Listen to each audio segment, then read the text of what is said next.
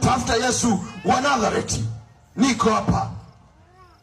Biblia inasema wakadondoka chini baada tu ya kuwajibu, manake bado walikuwa na nguvu.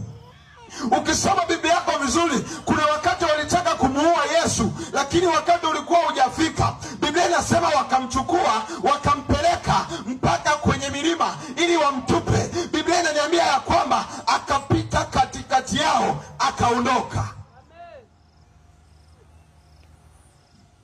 Lakini wakati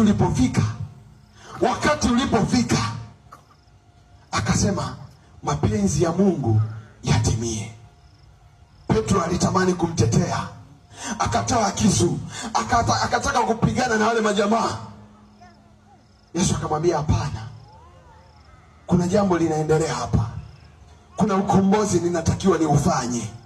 Petro, usinitetee.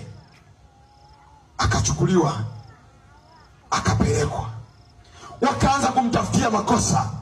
Kumbuka alikuwa hajafanya kosa lolote. Biblia inasema maisha yake yote, miaka 33 na nusu aliyokuwepo hapa duniani, hajafanya kosa lolote, hajamkosea mtu yoyote. Lakini Biblia inasema wakaanza kumtafutia makosa, wanamzungusha kutoka kwa mtawala mmoja kwenda kwa mtawala mwingine, wanamsingizia kesi, wanampa kesi, lakini watawala wa Kirumi wote wakasema hatuoni kosa ndani ya huyu.